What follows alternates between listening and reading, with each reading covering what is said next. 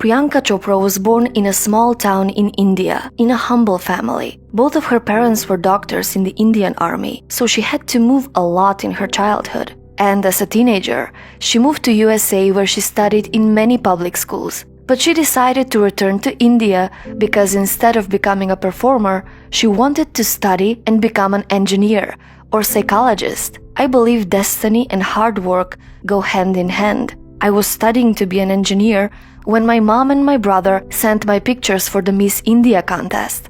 I didn't even know about it. If that isn't destiny, what is? She was selected to represent India at the Miss World pageant, where she was crowned Miss World 2000. And after winning the beauty pageant, she dropped out of college to become an actress. I feel that I'm Destiny's favorite child. I have made sure that whatever opportunity comes my way, I give my heart and my soul to it. So the credit of my work goes only and solely to me. And after an amazing career in Bollywood, she decided to take over Hollywood too. But that was not an easy path. Her success story is filled with failures and setbacks. Every star has their individual journey. In mine, I have faced a lot. I have been kicked out of films because someone else was recommended to the producer. I cried and got over it. Eventually, those who are meant to be success stories become that, despite all hindrances.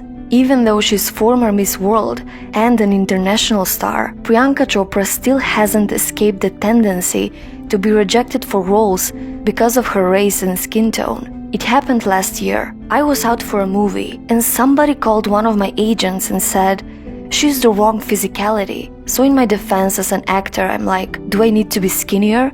Do I need to get in shape? Do I need to have abs? Like, what does wrong physicality mean?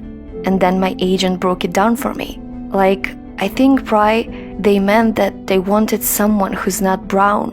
It affected me. Also, she was told that as an actress, she was irrelevant and disposable, and that she should be happy with the role she has, no matter the terms. Like a producer, director, for example, early in my career, I must have been about 18 or 19, telling me that if I didn't agree to the ridiculous terms or painfully low salary in his movie, that he would just replace me, because girls are replaceable in the entertainment business.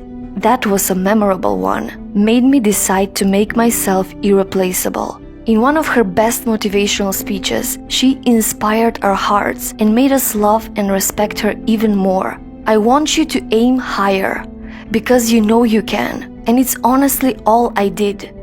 Every step of the way, all I did was set a higher standard. How did I get here? By being fierce, by being fearless, and by being flawed. Completely and utterly flawed.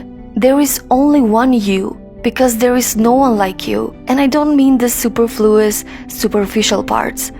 I'm talking about the core of you, who you are inside.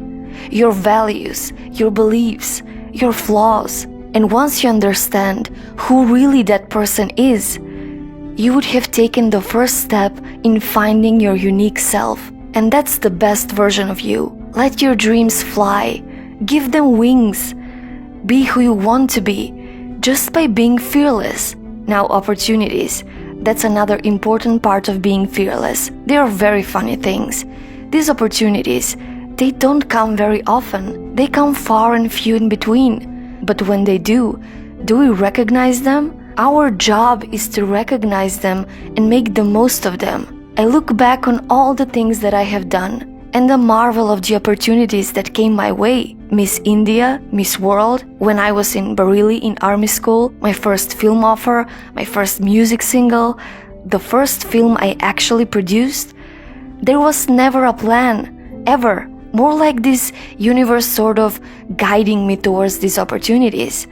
All I had to do was recognize them and make sure I worked so hard that I squeezed every drop out of these opportunities. You have never arrived enough to explore new opportunities, and there is nothing wrong with being ambitious. Now, for all of you guys who want everything in life, I don't think there is anything wrong with wanting to have the whole cake and eat it too. Nothing wrong. I want everything, and there is nothing wrong with that, as long as you're not harming someone or doing something wrong. Don't be scared to want more for yourself than you ever thought you could. Be greedy for your ambitions.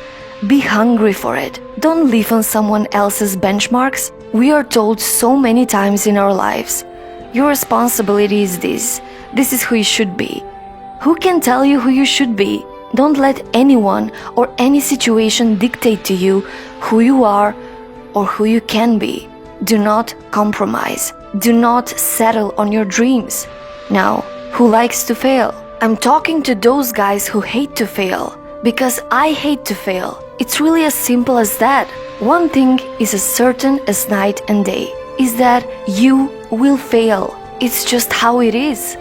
And there is nothing you can do to stop that. It's what you do after that will define where you go. It's fail, fail, fail again, and then rise like a phoenix. You've got to teach yourself to take over the world. You fall, get up, make mistakes, learn from them. Be human and be you. So, what's your story?